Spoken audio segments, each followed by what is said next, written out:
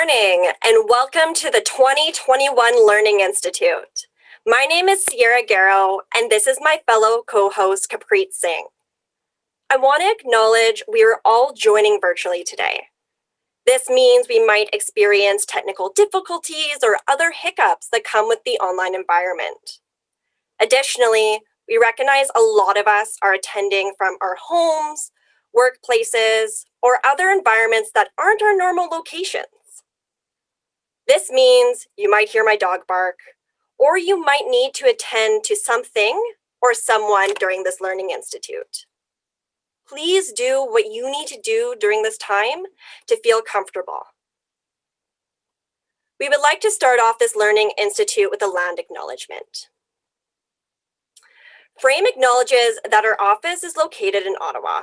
It is on the unceded, unsurrendered territory of the Anishinaabe Algonquin Nation, whose presence here reaches back to time immemorial. In a similar fashion, we are all logging on from a place where many of us are settlers on colonialized land.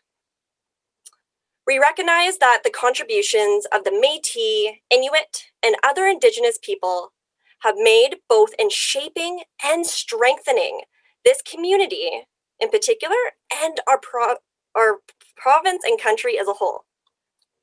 As a settler, this recognition of the contributions and historic importance of Indigenous peoples must also be clearly and overtly connected to our collective commitment to make the promise and the challenge of the truth and reconciliation real in our communities, and in particular to bring justice for murdered and missing Indigenous women and girls across our country.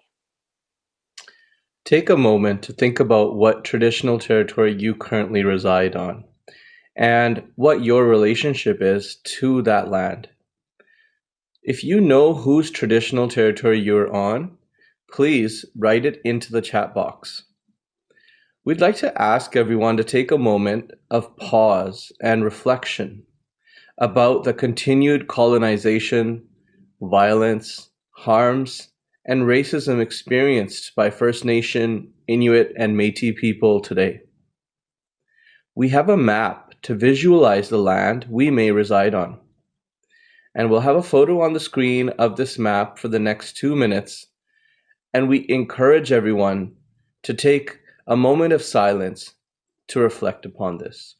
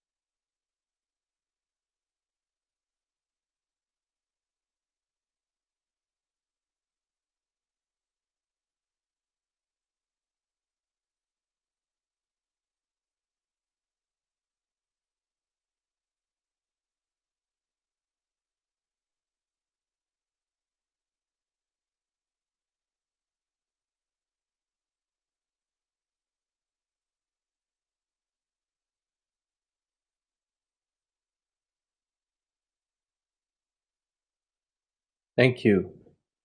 Now, speaking of acknowledgements, today is Pink Shirt Day, which aims to promote and support anti-bullying programs in Canada and around the world. Amazing. Thank you so much for that, Kapreet. So I want to take a minute to further introduce you.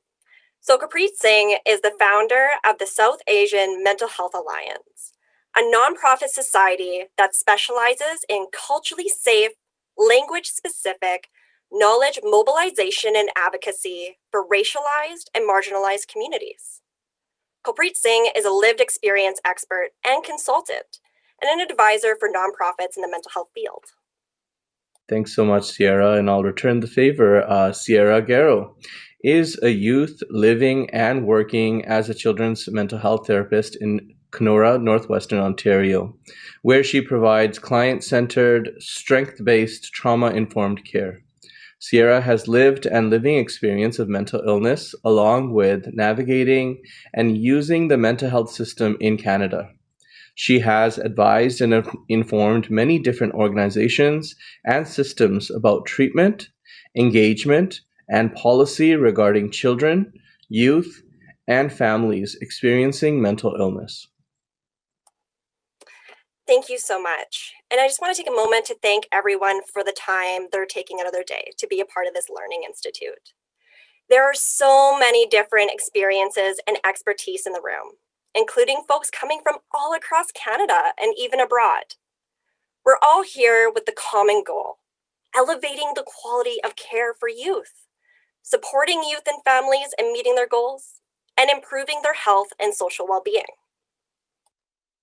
So I'm excited. I hope you're excited. We have many exciting sessions lined up, including over 48 sessions on a multitude of youth, mental health, and substance use topics, over 148 presenters from all across Canada and the world, networking in your favorite sweatpants, and a concurrent hackathon for participants to work together to solve real problems. I'd now like to pass it over to Sierra to introduce our next speaker. Thanks so much, Kulpreet. So I want to take a moment to introduce Shauna Mckechern. She uses she, her pronouns and is Frayme's executive director and a system change professional who takes great joy in diving into complex and head-scratching transformative efforts. Driven by commitment to social justice and deconstructing inequitable systems of service, Shauna firmly believes in a human-centered approach to her work.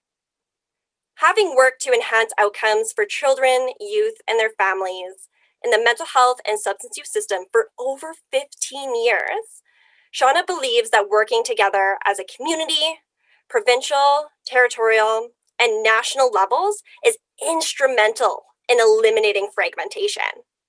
Through her own journey with mental health challenges and supporting those she cares about, Shauna knows the benefit of designing solutions with those who use services. Thank you so much, Sierra.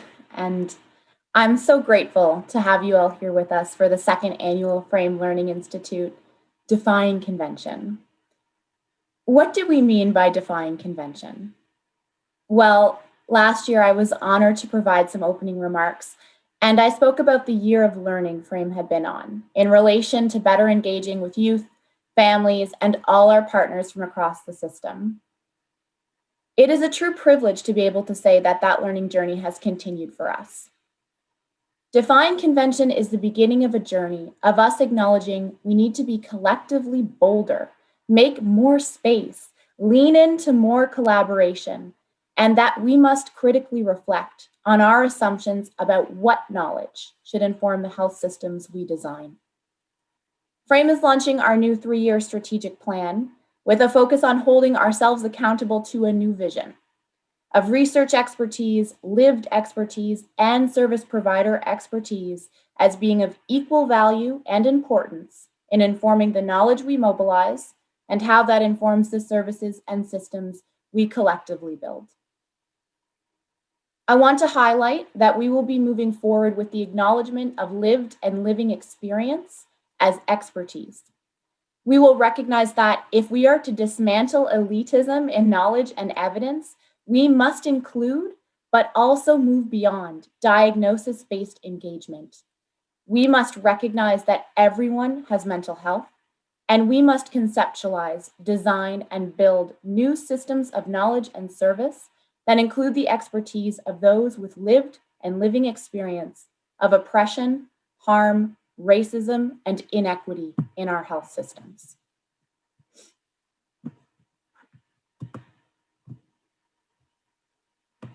we must also recognize and reflect that we are part of these systems of oppression, colonization, and Western ways of identifying, building, and mobilizing knowledge. Our strategic plan is our first step in holding ourselves accountable to do better. But living our values is a continuous journey, and we want to invite everyone along the way. We believe we can do better together, and we believe we cannot do well alone. This means, as a knowledge entity, we must make space and respect that our understanding of knowledge and evidence in the youth mental health and substance use space is limited and perceived through our worldview. We are committed to amplification of evidence, wisdom, and knowledge from those that have been made marginalized by social injustice without appropriation of content, and through a commitment to partnership, reconciliation, and reciprocity. We are committed to examining our own complacency and striving to do better. We want to develop partnerships and learning that is needed to transform the knowledge that guides our collective work.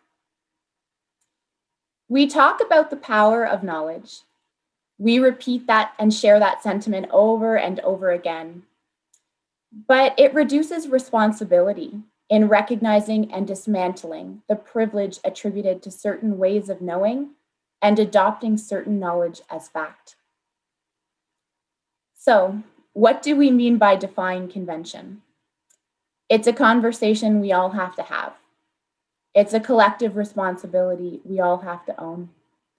I believe it can be an opportunity to rethink, unlearn, dismantle, think, learn, and to build in new ways. Thank you. Thank you so much, Shauna. Just like Shauna has shared, you are all the experts of your own life. Only you know your unique circumstances, lived experience, and context. This is a partnership where we will work collaboratively towards solutions and conversations that fit your needs, contexts, and strengths. This Learning Institute is a catalyst for system change, and by coming together, we can make real, sustainable, and powerful impacts in how services are created, implemented, and evaluated. We can offer you all the solutions in the world, tell you what the research says, and tell you what has worked for me or others.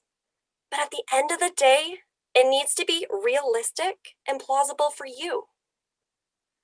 The purpose of this Learning Institute is to have reciprocal knowledge, to be able to share. You are the expert in this room, and we need your expertise here. The Learning Institute will support you in beginning or continuing to tap into your own strengths, wisdom, intuition, and power within you. This will look different for each and every one of you. I also wanted to note, we are all doing the best we can right now, and comparison will erode our hearts and our spirits. Some people's ways of coping might look like making Pinterest-worthy sourdough bread, while others simply found a moment in the day where the Zoom calls stopped. We cannot compare our everyday living to the highlight reel of social media. We have absolutely no idea what people are going through or what context they are coming from. So I ask, please be gentle with yourself and others. Now I'll pass it on to my co-host, Capri. Thank you so much, Sierra. All of the comments that we've heard now from Shauna and Sierra resonate so strongly with me as a person of color, as a person of faith, living on unceded Salish territory here near Vancouver. I feel now is the time to heal. Collectively, we are hurting. Moreover, racialized and marginalized communities that have traditionally faced barriers to accessing support have endured generations of trauma. We must invest in collective healing for a better tomorrow. Now is the time to change course from systems that purport to serve but instead cause harm, from ways of approaching youth mental health that leave people in silos with nowhere to turn. We must have the courage and foresight to divest from harmful systems to build the future that our youth deserve. And now is the time to come together. Here at the Frayme Learning Institute, we have a unique opportunity to be inspired and challenged, to envision ways to decolonize youth mental health. We have an opportunity to create space for innovation that is led by people who have traditionally been left behind. The challenges in front of us are daunting, but if we come together, we can defy conventions. Now is the time. So I'll now mention some specific housekeeping items to navigate our Virtual Learning Institute. We're happy to see that you made it here to the opening to view the remainder of the sessions this week. Please continue to visit the auditorium and click the screen to view the day's schedule and select the sessions you wish to attend. You also have the option to add upcoming sessions to your calendar so you don't miss a thing. Throughout the day, you will receive push notifications announcing upcoming sessions and important details that we have to share. Secondly, we have Scavenger Hunt. In the top menu bar, you'll see a tab called Scavenger Hunt. If you click there, a list will be shown of items you can work to find throughout the platform. Clicking the items indicates that you found it, and you'll be given points. More points will raise your place on our leaderboard and make you eligible for a grand prize. And third, we have a hackathon. A booth is set up in the exhibition hall, which has all the details you'll need to learn more about and to access the hackathon. We also have some wonderful activities available throughout the week, including yoga, meditation, expressive arts therapy, and more. So be sure to review the agenda and plan to take part in one or all. If you need any assistance, please feel free to visit the info desk, which is located in the main lobby or via the tab in the navigation bar. And we're also joined at the conference by a visual facilitation company, brilliancemastery.com. Our digital scribe, Brittany Dachko, will be creating visual summaries of the key points and themes of the plenary sessions and some selected workshops in real time over the 3 days. As these digital visual summaries become available, we'll be notifying you through our conference app as to where you can view them. We hope these visual summaries will help keep the learning alive and support you in implementing some of the ideas and insights from our conference. And of course, please tweet and get social with us. Throughout the event, use the official hashtag Frayme2021. So now I'll pass it on to Sierra and Forrest Anderson, one of our hackathon co-moderators. Amazing. Thank you so much, Kapreet. So I want to take a moment to welcome Forrest. And why don't you take a moment to introduce yourself? Awesome. Hey, everybody. My name is Forrest. So I'm one of the co-hosts of the first Frayme Hackathon, and I'm also the one that organized it. So I'm a student at Carleton University in Ottawa, where I'm studying computer science. I've attended a lot of hackathons in the past, and I've ran a few of my own. And so I'm super excited to be able to bring my knowledge to the youth mental health field. And so over the next few days, I'm super excited to see what everybody who participates comes up with. Amazing.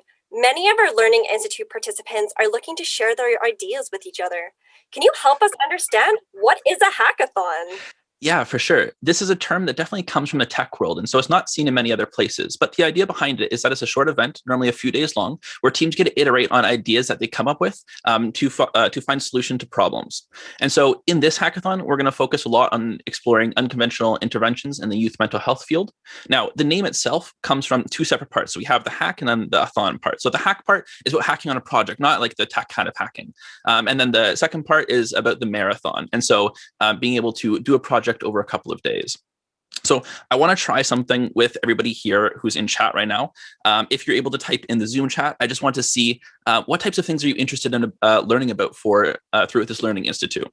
And so I'll take a look in just a few minutes, but I kind of just want to get some feedback on that. So For the hackathon itself, there's 4 sessions total, and they take place at the beginning and end of each day of the Learning Institute. So through these sessions, teams are going to work together to create interventions that approach challenge statements from new angles. And then in the final session, teams are going to be able to present to one another and in front of a panel of judges. And we also have some pretty cool prizes for the winning teams. Whoa. Did you say prizes? That's incredible. So how do I sign up if I haven't already? Yeah, so we're still accepting registration for the hackathon. And so if you didn't know about it, or you just haven't had the chance to register just yet, don't worry about that. If you go to the hackathon booth on the platform, you can take a look and see that there is a link to a form that you can fill out. And then once you fill that out, it will also give you some other information on how to get started on our hackathon Discord server. That's incredible. Thank you so much, Forrest. Is there anything you'd like our participants to know? Yeah, thanks, Sierra.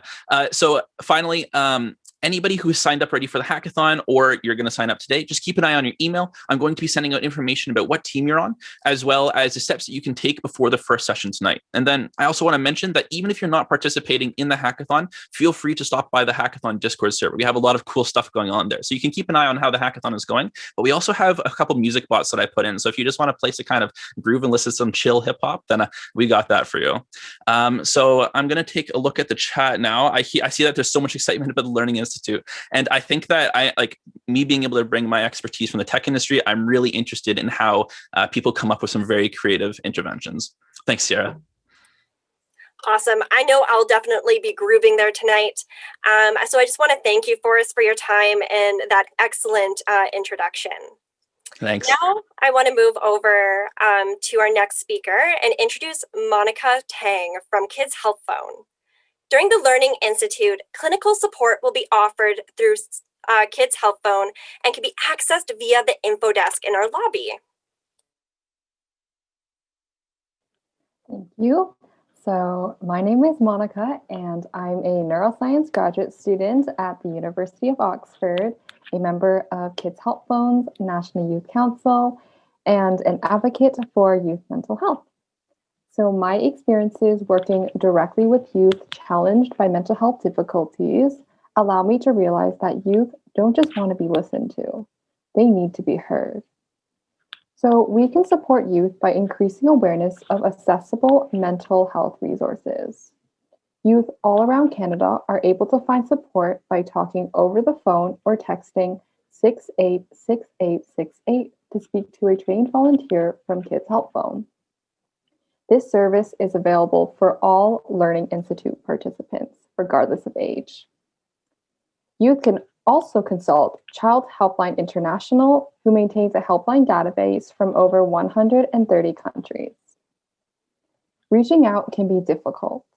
One way to encourage youth to reach out is by having discussions around mental health and by participating in Frayme's Learning Institute, like we are doing today.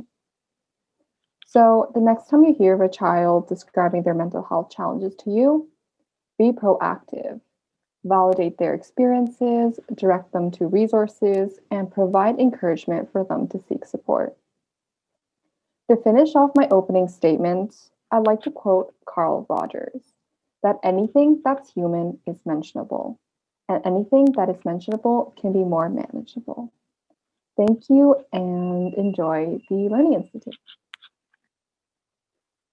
Thank you so much, Monica. And Kids Help Phone, thank you for the excellent work that you're doing for communities across Canada. This Learning Institute is made possible by Frayme's generous funders and all the wonderful stakeholders who make the work possible. We would like to thank our corporate sponsor, RBC Future Launch. We'd also like to extend a thank you to the Ontario Centre of Excellence for Child and Youth Mental Health. We'd like to thank the 100 plus speakers and contributors who are dedicating their time to share their experiences here. We have many wonderful exhibitors at this event, and we thank them for exhibiting at our Learning Institute. Remember to visit the exhibitor hall during the Learning Institute. The exhibitor hall can be accessed via the lobby on the virtual platform. And finally, thank you for taking the time out to attend the Learning Institute. And now we'll begin our first plenary session. So we'll be back in 2 minutes to prepare our plenary. Do not go away, and we'll see you soon.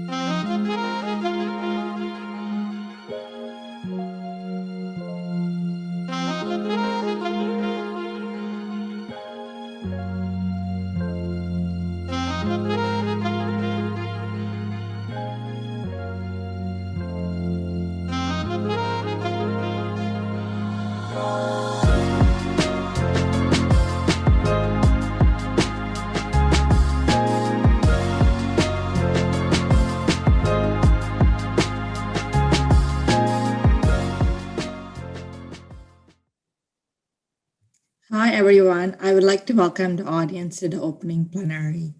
My name is Yalini, and I'm excited and nervous to be here. This is actually my first virtual conference, even though the pandemic has been going on for a while. So I'm going to start off by sharing a bit about myself. So my experience with the mental health system is a bit unique. So I have lived experience both as a youth and family caregiver in the mental health and substance use system. And then I'm currently part of the family advisory committee at Frayme. So I also want to give a shout out to all the family advocates who are here, because I think family is equally important in making a change in the youth mental health care system. And now I'm going to bring the focus back to our session, which is about highlighting the lived experience of youth. So lived experience is important in creating effective and meaningful change in the youth mental health and substance use system. So in this plenary, we will have discussions about youth who are shaking up the system through advocacy, work, and expertise guided by their diverse lived experience in order to address gaps, meet system needs, and improve outcomes for young people and their families. So the format for this session is going to be like lightning style talk presentations. So the lightning style talk presentations are basically mini TED Talks that are going to be about 5 to 10 minutes long. And then after this lightning style TED, style talk presentations, we'll all be on the screen for fishbowl style discussions where the speakers will answer questions about the mental health and substance use system. And then finally, in the last 15 minutes, we'll open up the floor for questions by the audience. So please make note of your questions that come to mind while the lightning talks and fishbowl discussion is occurring. And then I'll prompt the audience to add them into the chat box when it's time. And then before we get started with the lightning talks, I want to let the speakers know that I'll be keeping track of time. And at the 2-minute mark, I will show a sheet of paper saying 2 minutes. And now I'm going to finally introduce our first speaker. So I'm excited to introduce you to Vanessa Skripa, who is a mental health service provider, an advocate from Ontario. She's passionate about dismantling barriers to access of mental health services in a community and empowering youth to join the mental health advocacy movement. Vanessa is involved with institutional partners such as CAMAID in Toronto, where she sits as a member of the Youth Advisory Group, the Constituency Council, and the National Youth Action Council. In addition to this work, Vanessa is also working as a crisis responder for Kids Health Fund and is also involved with jack.org, where she's a talk speaker and community chapter member, working to educate the young people in the community about mental health. When asked about working in the mental health field herself, she stated, "I know firsthand the struggle people are feeling. I hear it, I see it, I feel it." Vanessa wishes to use her voice to contribute to positive change within the Canadian mental health system and its related policies.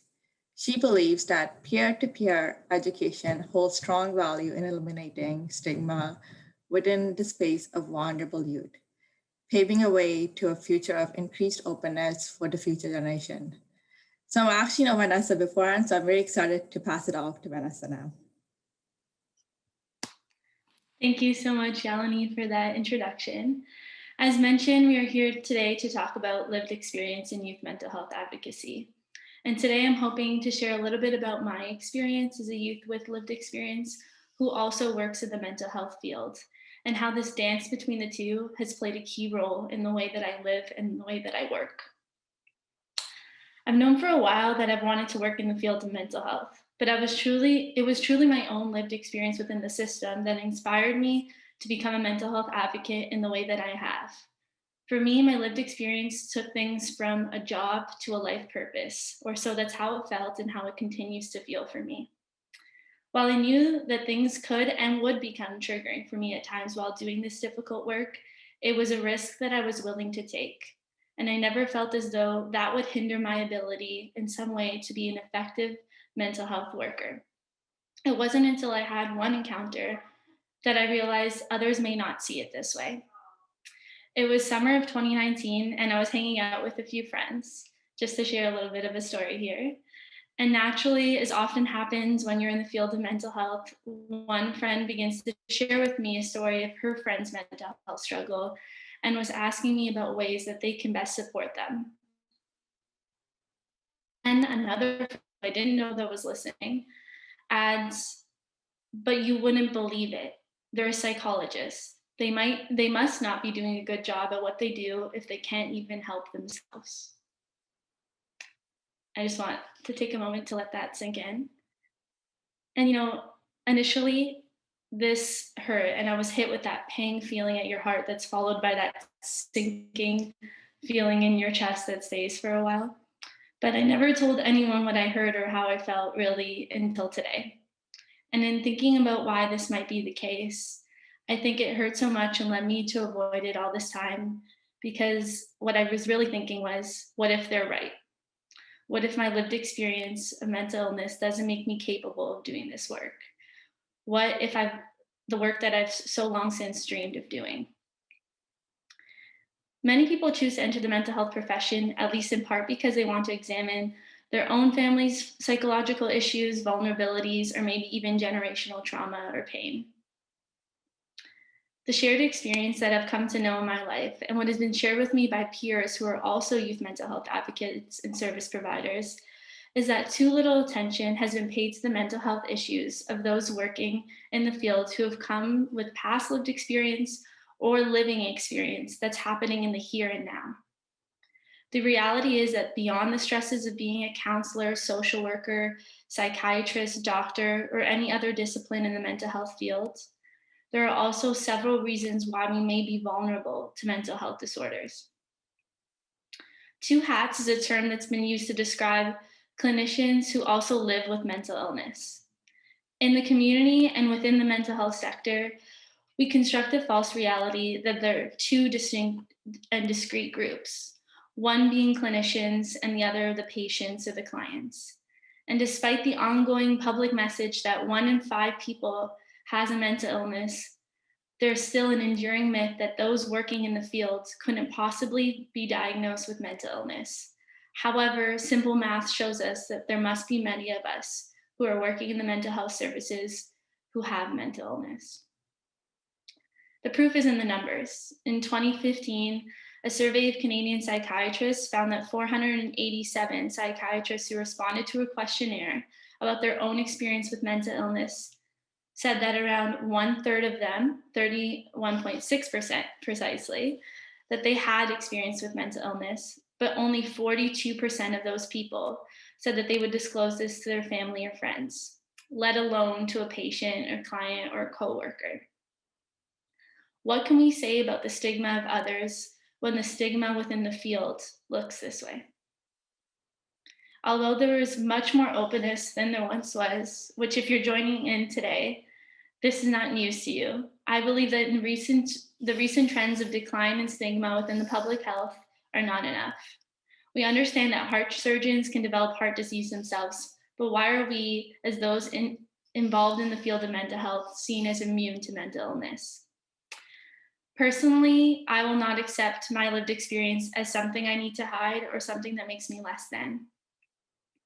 Lived experience has become highly valued within decision-making tables for youth mental health, and I've been fortunate enough to have a seat at the table in these spaces through organizations such as Kids Help Phone, Jack.org, and CAMH.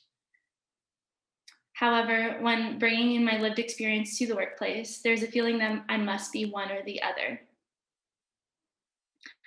If you're listening to this and you're wondering about what you can do within your organization, here are some calls to action. 1, if you find yourself doing the two-hat dance, I empower you to own your lived experience. However, it's also crucial to ensure that you feel safe in sharing your lived experiences.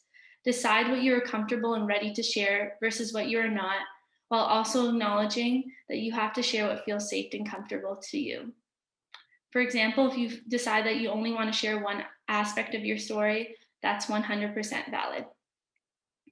Second, I think we need to increase empathy and self-compassion. Allow yourself grace in navigating lived experience in professional work. There are going to be hard days, but know that your lived and living experience makes you an expert in new and different ways. We also need to provide empathy for those who reveal their lived experiences to us within the spaces that we work, whether that's showing them in a morning check-in that we're here or sending them a message to let them know that we're also listening on their hard days. And third, I think we need to know our boundaries. As people with mental health challenges, especially if they're chronic, we must be empowered to say when we're triggered or know when we need a mental health day. And in return, providers and organization leads need to create space for us to talk openly in this way. And fourth, stop putting individuals with lived experience into a box. Sure, I may have lived experience with mental health struggle, but I also have knowledge in areas such as counseling, technology, social media, health advocacy, and I want to be seen holistically for all that I bring to the table.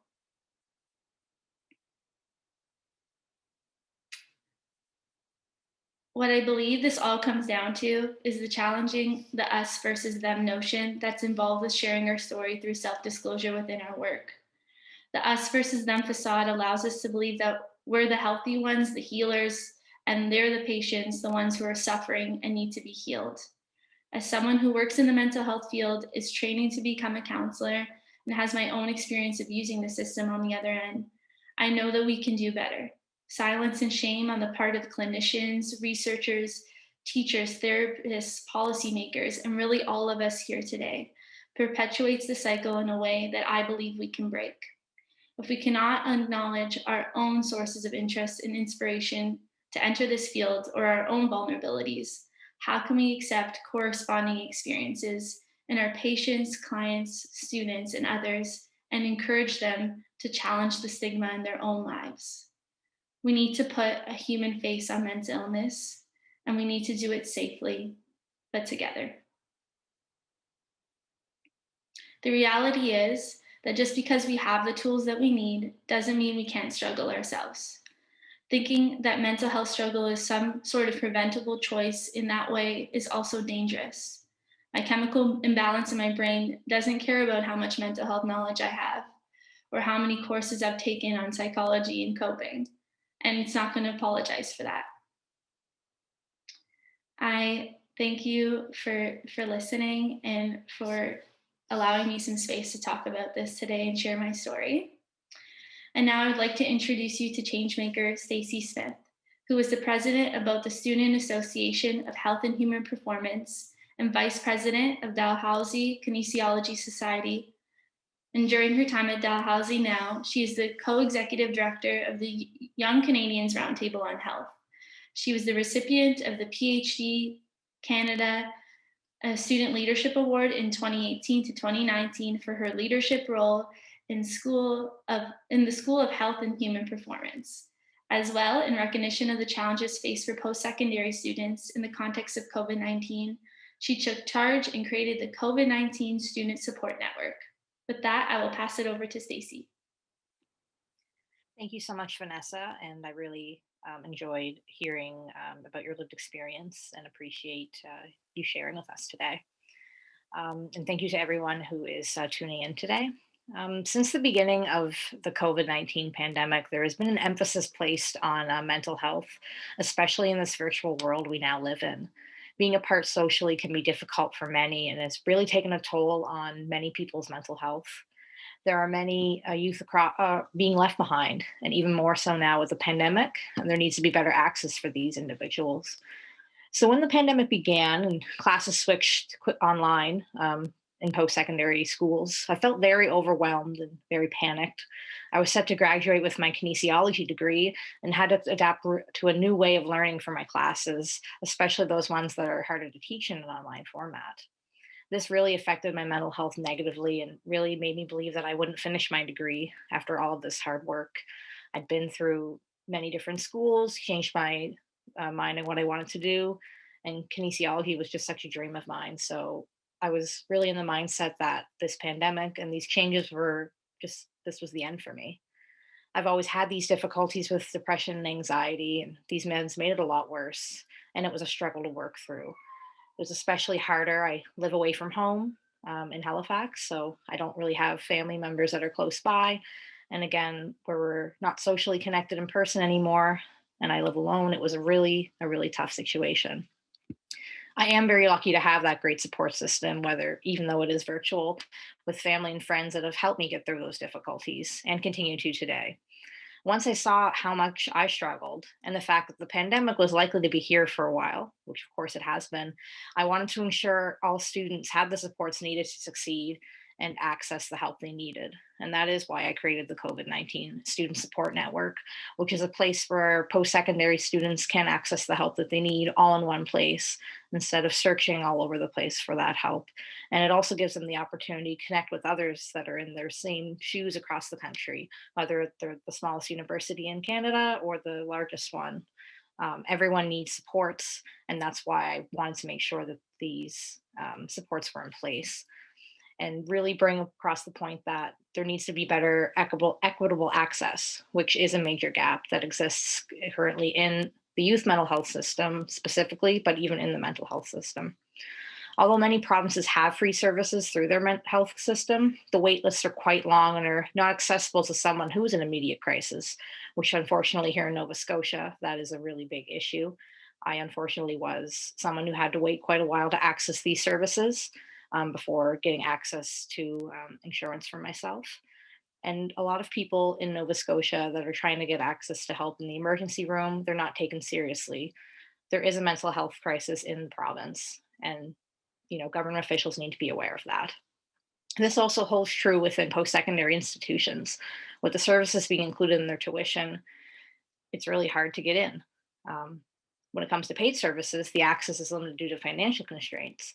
With limited access to insurance coverage and the high price of licensed therapists and psychologists, the current mainstream system is not working, and there needs to be more access to those free services that are on par and just as good as the paid services.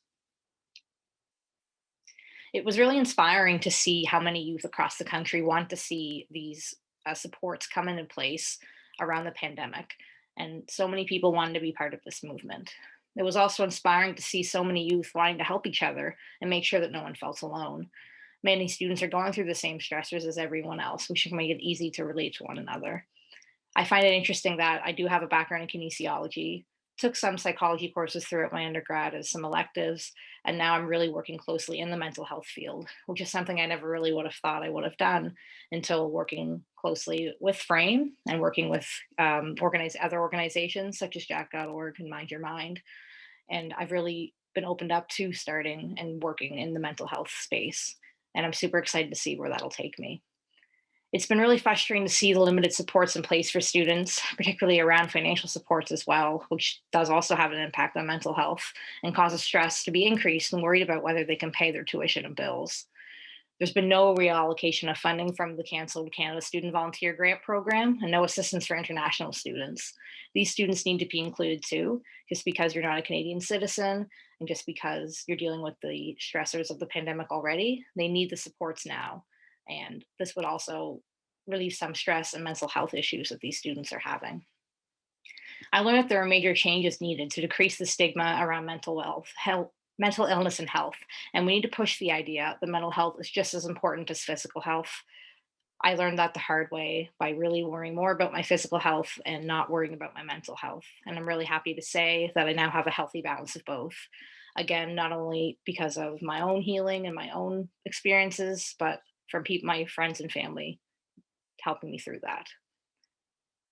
I've been lucky to learn from amazing people, like I mentioned, from Frayme, Jack.org, and Mind Your Mind, just to name a few. There's been many more. They've taught me everything I've learned about mental health and wellness and pushed me to create change. My key takeaway after chatting with you today is this. I want all youth and families to know that you're not alone and we are all in this together. And one good friend of mine told me something that I'd love to mention is, we don't heal alone, we heal together. And I've learned that. Thank you very much for taking the time to listen to my experiences. And I hope that it makes you think about what we really need to change in terms of mental health. Next, I would like to welcome Marty Daly, a passionate advocate, consultant, and peer specialist in youth mental health and homelessness. Working from the lens of lived experience, Marty collaborates on participatory research projects to support by youth, for youth resources, training, and ethical engagement practices. Marty's current focus is supporting strengths-based employment, opportunities for youth with lived experiences of homelessness, and building out our startup Lived Experiences Lab. With that, I will pass it off to Marty. Hey everyone, thank you for that great intro. I am also a person with lived experience. A good friend of mine reminds me that I could have been a statistic in the worst sense. Just another kid from a broken home who wouldn't succeed because of where I lived, how I lived, and what I came from. Basically predisposed to poor mental health, addictions, and struggle because there wasn't a stable foundation to build a positive identity on. Despite those factors, I've gone on and I'm on my way to building a career. We'll hold the successful part for now, and it's based solely on my lived experiences. Lived experience has become this thing, this buzzword that we all understand, yet it means something different to everyone. For me, lived experience is the accumulation of all the people I've met, programs I've attended, feelings that I've felt, places that I've lived, and the lessons that I've learned. And one of the most important things that I've learned is mobilizing lived experience into employment opportunities is not only necessary to be ethical, but also an innovation that would allow us to employ people who would challenge us and the sector to become better. Today, I'm going to talk about how I got started on my lived experience journey and how you can get started on yours as well. So now I'm going to change gears and talk about the hard knocks part of the presentation. I grew up chronically homeless from the time I was about 7 years old. I was used to living with the people that would have me. So that means that I was fostered by the community in a sense. And I was also given art lessons and soccer and a big sister to help guide me along the way. When I did have a home, there wasn't always cable or internet or someone to talk to. And I didn't think it was strange to sleep over at my friends' houses for weeks at a time. I also didn't complain when it was time to move again. I wasn't taught the value of money because money was something that I never had. And so I grew up making a lot of choices based on a sense of safety because of this. All I really knew was that I had to go to school because that's what they tell you is your ticket out. And lucky for me, I was actually good at school and it gave me a sense of community. But this isn't the case for most people. When it came to university, I didn't know why I wanted to go or what I wanted to do, but it just sounded like a good idea. Because, you got to get the paper to get that paper. And it turns out for me that that was a good choice because I'm pretty nerdy in the first place. So now I'm going to change gears and talk about the system. We always hear about the negative aspects of the system. And I see myself as an example of what can happen when the system actually does its job. The system offered me a lot of opportunity. It basically sponsored my childhood. This meant that the programs my mom put me in allowed me to go to camp, to see plays, go to events, even play competitive soccer and go to art classes after school. Some of those opportunities, jobs, mentorships, and even scholarships were all based on where I lived, how I lived, and what I came from, my lived experiences. Struggle didn't stop though. It was there when I left my then home at 17, a semester before graduating, and it was there when I couch surfed the summer before starting university. It wasn't until I was actually about 2/3 done my degree that I sat down and was like, okay, wow. Struggling for this long is actually extremely tiring and it was wearing me down. Unfortunately, I wasn't in a place where I could take time off because that would mean losing my scholarships for school. Here was the turning point. A friend pointed me in the direction of community-based mental health, and I was able to actually get the help I needed.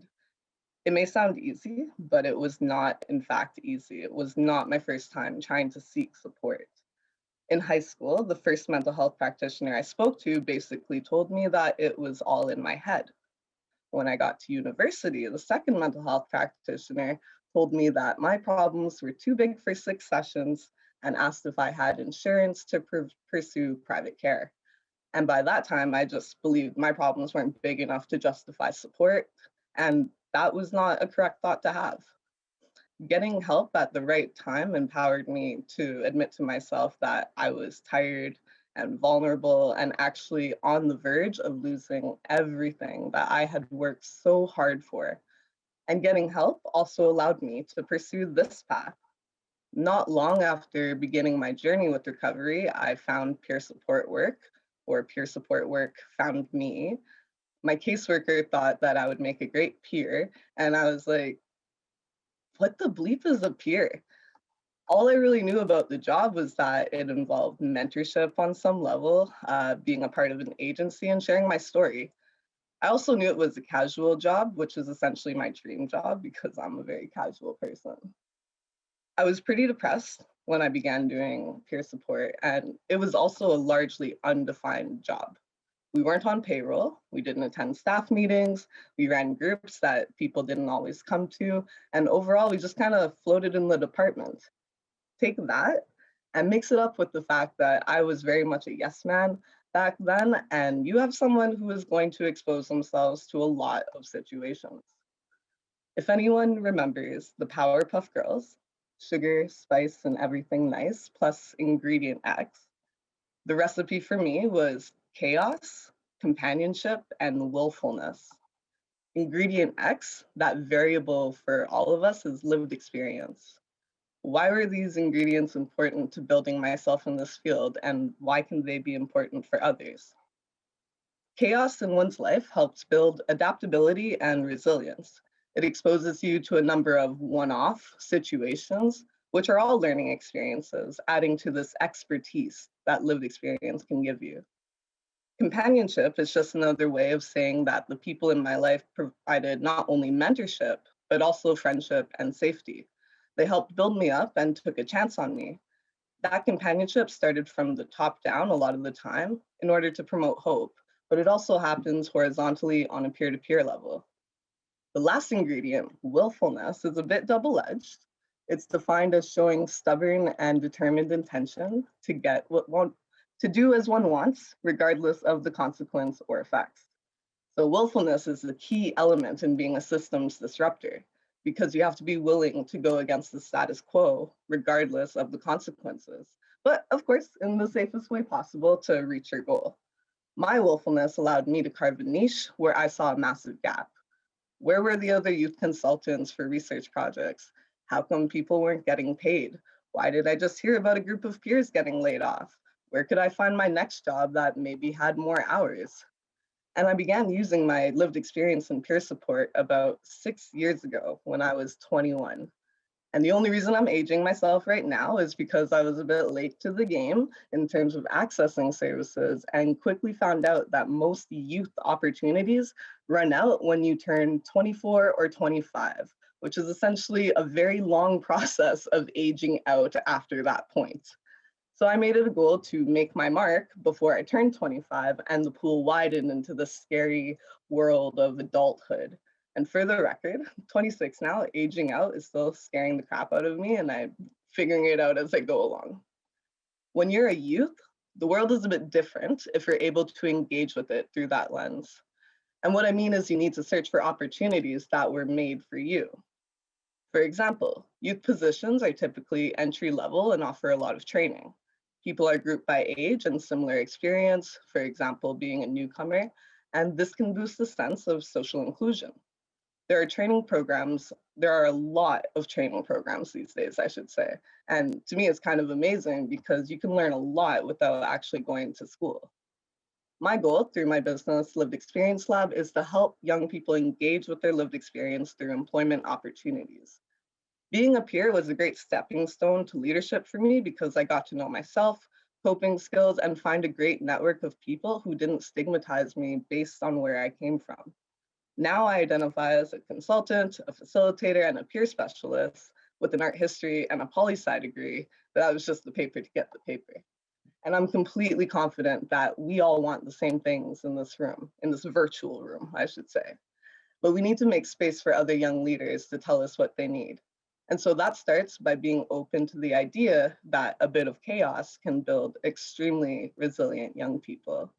And with that, I will hand it back to Yalini for the Fishbowl Chat. Thank you so much. Hi, everyone, again.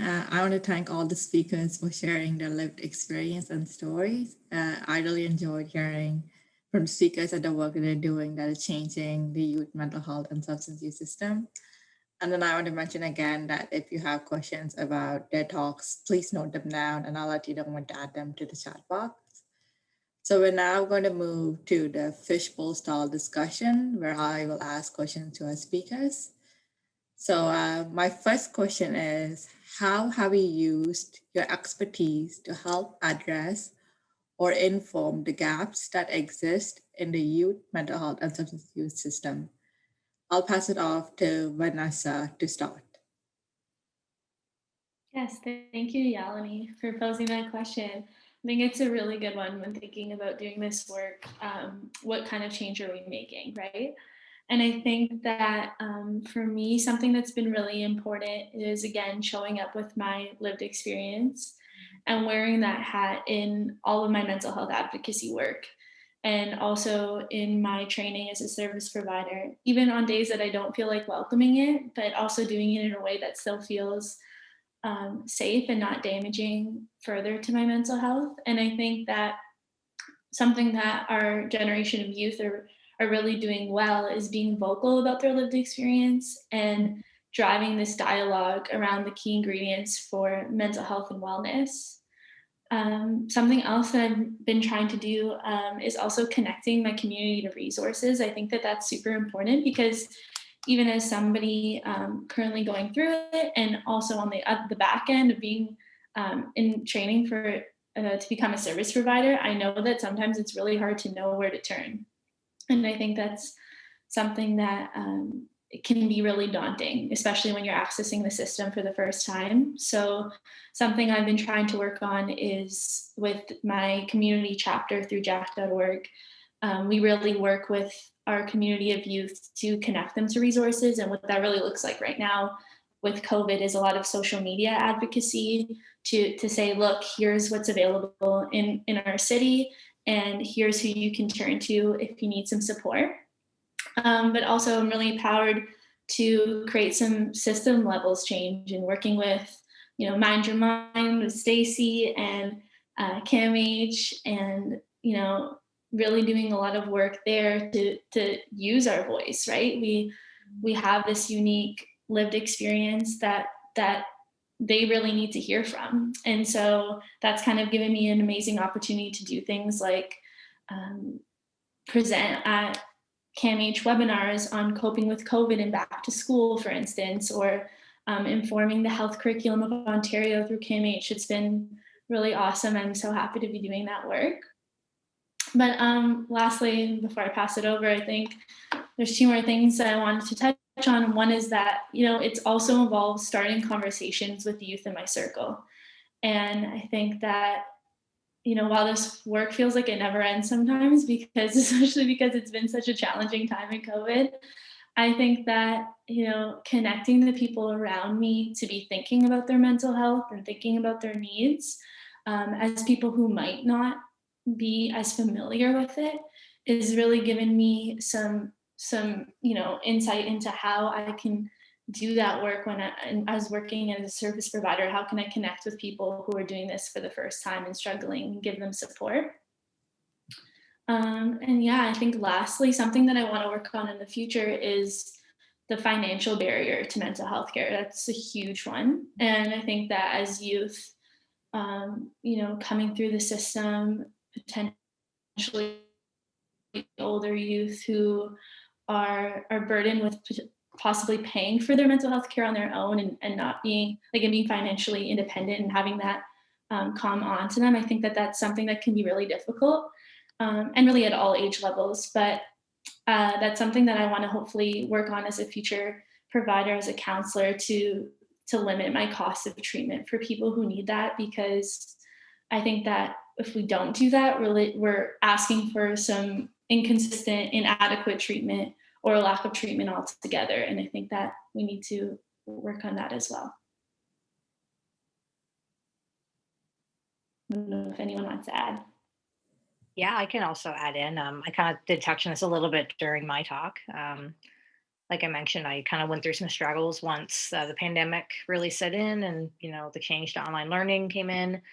And I guess I used my own experiences and expertise from that to inform the COVID-19 Student Support Network to ensure that students could find all the supports they needed. And just like Vanessa mentioned, depending on where you are in the country, I didn't just want it to be open just to, for example, Atlantic Canada. I wanted it to everyone across the country. So that's kind of why I used my own experience for that. And another kind of point too is I found that I was always keeping things on the inside and that I wouldn't confide friends and family because I felt like I was burdening or, felt like I was overwhelming them. So, I kind of wanted to use that when creating the support network to know that you can reach out to other people and that, it's okay to not be okay and it's okay to reach out for help. That's something I've learned a lot over the last few months. So, yeah. I can also add to this. In my presentation, I spoke about starting out in peer support and it being a largely undefined area. And that became a lot of my present lived experience that I would fall upon is, what was it like starting out as a peer? And so it raises a lot of questions at an organizational level, at a training level, at a stakeholder level about how do we do this engagement so that it's ethical. And ethical engagement means that people are only as included as they feel. So when I started my peer journey, I wouldn't say I felt included per se, but I also didn't care. So there was that aspect. Now I do care. And I think other people care as well. So I think just noting that like our lived experiences usually start from this place of struggle, and then they evolve into how do we interact with this on a day-to-day manner? How does this interact with my work and the people that I come in contact with? How does it impact my community? And I think like 2020 was a really great year insofar as it highlighted the fact that mental health impacts everyone, and there are communities that haven't been given a chance to access the supports that we all know exist here. So just paying more attention to that.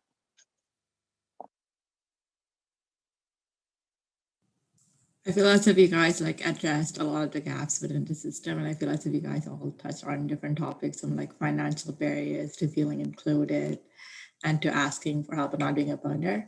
So that actually kind of relates to our second question. So my second question is, what does social support mean to you, and how has social support played a role in your journey over the mental health and substance use system? I can start with that one. I know that was kind of a really big emphasis I placed on my talk, and social support has absolutely gotten me through all the struggles I've been through, even before the pandemic. Like I mentioned, I've struggled with depression and anxiety for the past 4 years. Just dealing with moving away from home at such a young age and not having family right next to me, and it's just been it's still something I deal with on a day-to-day basis. Some days are obviously better than others. And it's just having the support system of, the amazing people I have in my life, friends, family. Everyone's equal and everyone helps in their own way and has their own lived experiences that they can, help me with and help others with. And I think that's the biggest thing it goes back to is that lived experience piece is, others are able to help me or, other people in their lives because of things they've been through and be able to share what has worked for them. And I think it's just helped me so much being able to connect with people who are like-minded like me and have been through the same types of things as me. So it's just really been absolutely wonderful to hear all of these great experiences that the Vanessa and Marty have talked about. So Yeah, it's a great place to pick up from. Social support is so complicated, right? Because it really depends on like how old are the people we're talking to, where are they located, how do we find them? And my experiences coming from the lens of homelessness is that like it's very difficult sometimes to find these supports. And so part of my lived experience, the fact that the community provided so much was trying to push that in my own practice when I began working on research projects. So the role of social support wasn't a part of a project I'm on initially called the Housing Outreach Project Collaborative, or HOPC. It was added after, some talks. And what was cool about it was research projects are often like super limited in their funding. So you have to get very creative in how you pursue different things. So, I reflected and I was like, I went to a lot of stuff for someone who had really like no money to do these things. I really didn't understand that until I left home and realized everything had a cost. But I was surprised that I was able to do it. So I thought, why can't this happen for others? And so the social support became these meetups as part of the project, where we would go to events together. We'd go watch a movie. We'd go to the ROM. We even went to the Toronto International Film Festival because we asked if they would give us tickets and they said yes. So I think social supports are very accessible, but we have to find creative ways for different communities to access them, because as we know, young people feel very excluded these days, and the virtual world has really, what's the word? Inflamed it, I guess, the sense of isolation. So as we move into whatever comes next, just noting that we can be very creative and reflecting on the things that have worked for us, because chances are they'll probably work for other people as well.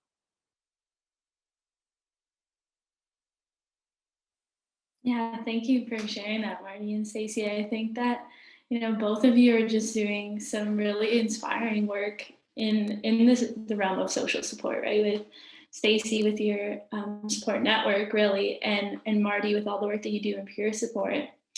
And I think that, when I think of social support, what I think of is just belonging and care that we feel and receive from other people.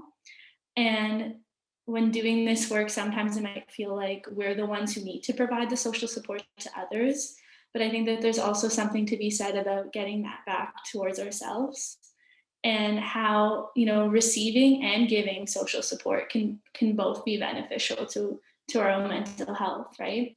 And, the thing about social support that I find the most difficult is that it's even more important when you feel unwell, but that's really the most difficult time to ask for it or seek it at times. And, despite the benefits we know that come from social support, um, you might feel ashamed or uncomfortable talking about your experience while you're going through it, or fearing that other people aren't going to understand, or uncomfortable about sharing that experience or listening to others when you're going through something that's really hard.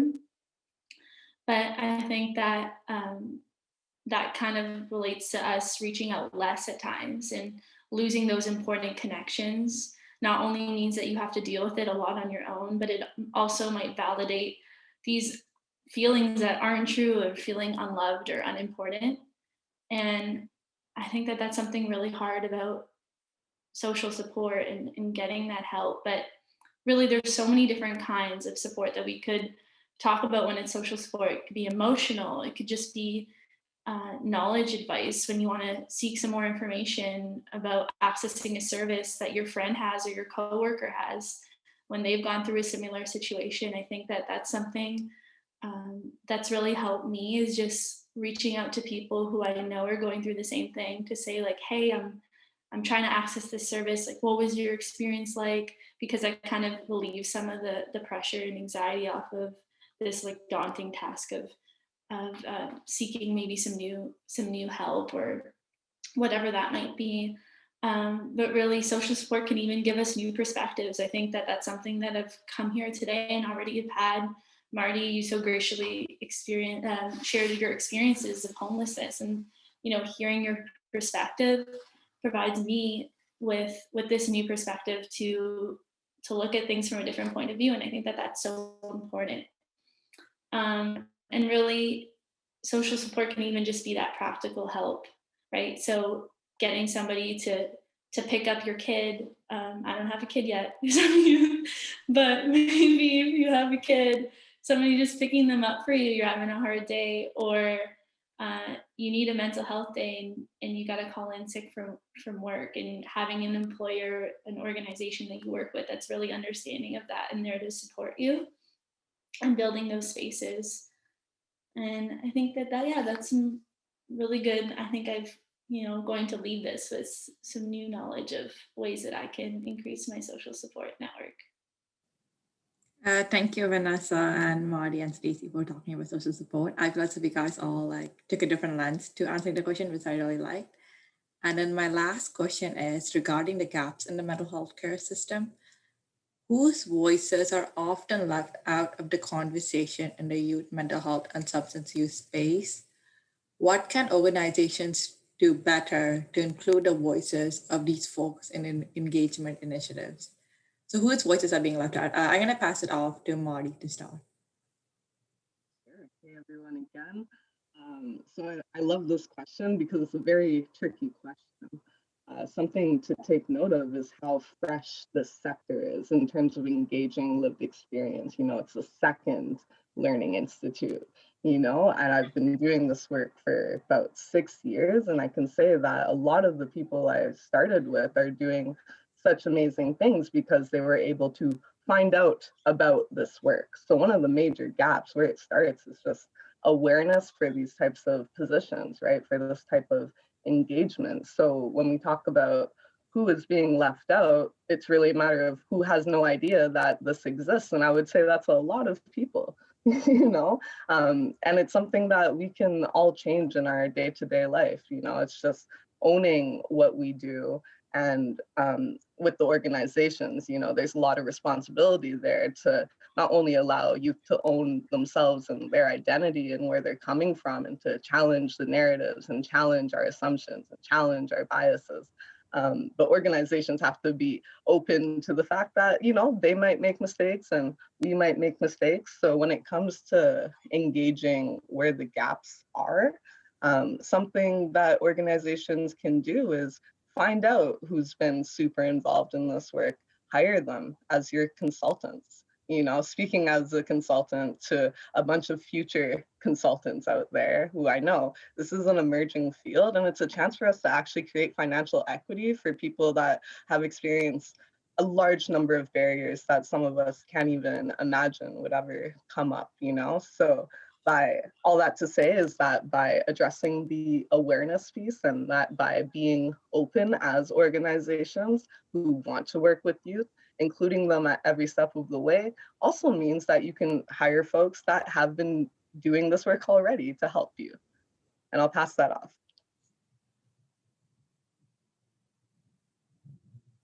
Vanessa, Stacy, do you guys have anything to add, or are you guys good? I could add to that.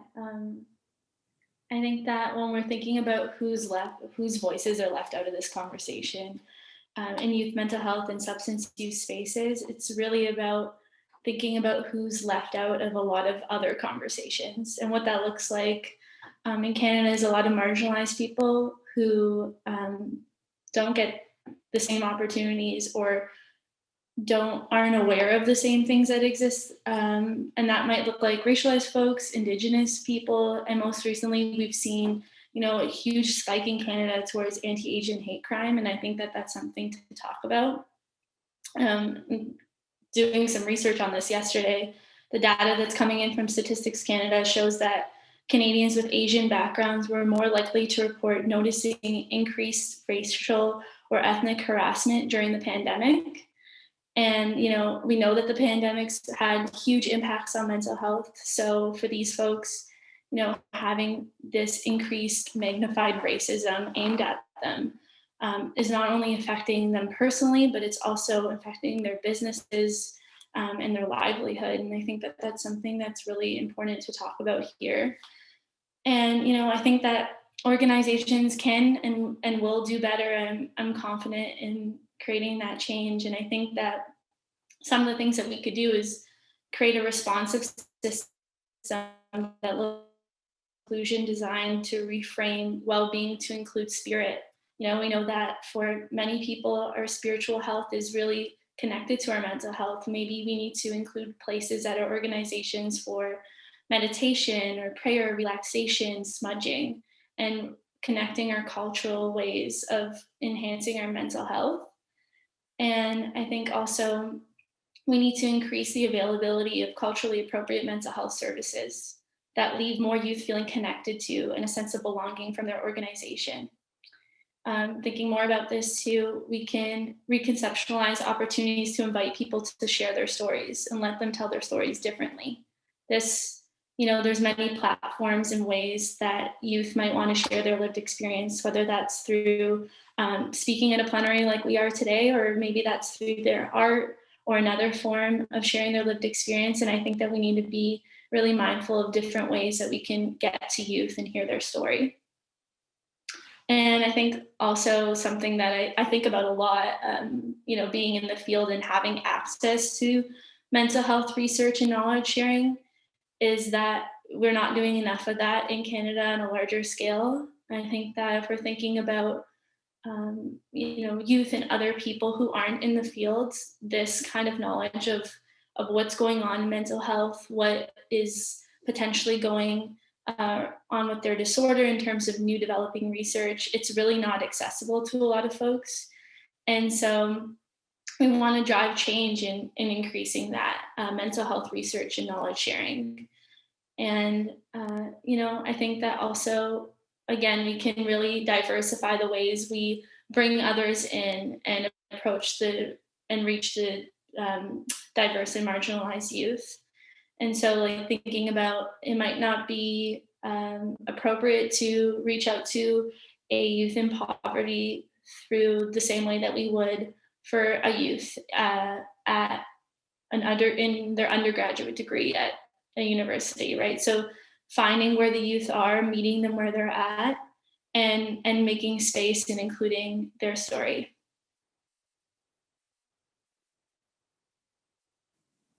Thank you, Vanessa and Marty, for talking about this. I think this was very interesting to hear. And then I'm going to open the floor up to the audience to ask questions.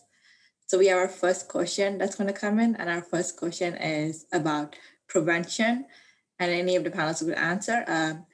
In prevention, is prevention something we can do in mental health? And if so, what type of preventive measures should we focus on? Marty, I'm going to pass it on to you to start. Cool. Yeah, this is such a great question, prevention. Amazing. So I think coming from that dual lens of like youth homelessness and youth mental health, when we talk about homelessness is something that is very preventable. When it comes to mental health, we know statistically we can't control what's happening in our brains. So I don't think that it is something that we can prevent.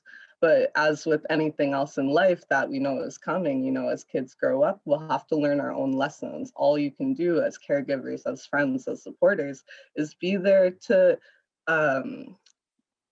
be there when they fall, gently catch them and make sure that where they're landing is a safe place, making sure that they feel secure, not stigmatized, not judged for something that is not in their control. You know, a lot of these things are hereditary. We hear about intergenerational trauma. So, I mean, we're way past the point of prevention. What we can do is be proactive and get ahead of these things. So Vanessa was saying a lot of really great stuff about being culturally appropriate, you know, and opening up to new ideas of adding like spirituality and other spaces to this, right? And this is, I would say this is a generational change, you know, as young people, I think we are very open to these things.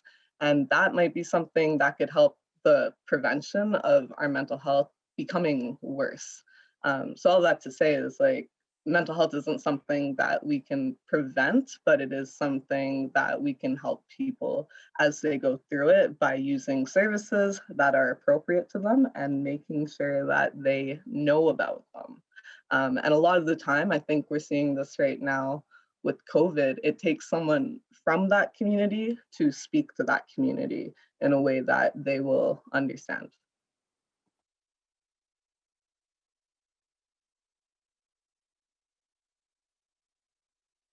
Let's see.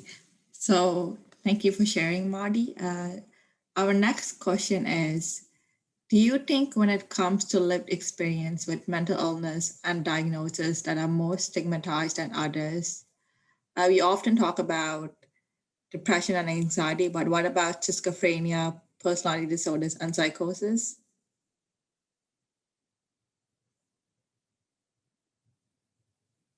I can answer that one. I think that, I think if I had more time to speak earlier in the lightning talk, that's something that I actually think about a lot, really. And I think that comes from a place of, in the public, we're not talking about these other mental illnesses as much as we're talking about depression and anxiety, but also even more clinically, we are learning more about depression and anxiety more than we're studying other disorders. And I think that there's a huge problem with that.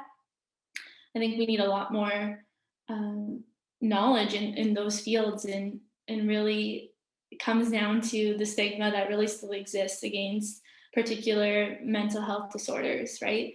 We have, as a society, become so much more open to talking about anxiety and depression. I think we've come a long way, and we've all know that, you know, just working in this field, that we've come a long way in those things. But I think that having somebody share their experiences with other disorders such as schizophrenia is still really stigmatized against, and we need to make huge strides still into eliminating that.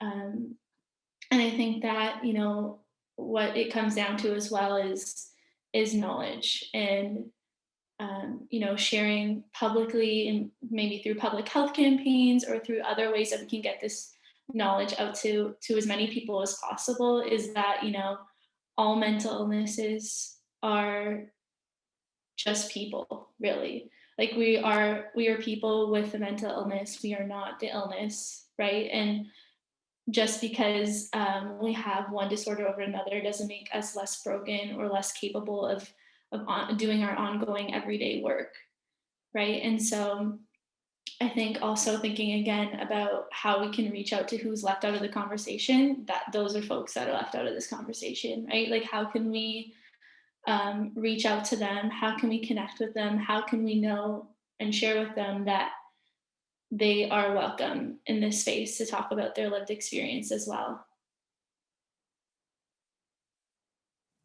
Thank you, Vanessa, for sharing. We are going to answer one more question. What does self-compassion look like for you doing in your work as someone with lived experience? I'll pass it off to Stacy. Yeah, I love this question because self-compassion and self-care are two really big things that I've had to work on over this past year of the pandemic. I feel like I'm not a master at it, but I've definitely become more self-aware as well of doing that. I feel like it looks like just taking time for yourself, taking care of yourself, saying no every once in a while. I'm a person that likes to just grab at every opportunity and everything, and just want to help in any way I can. So I have to just, take care of myself and really think about what I'm doing.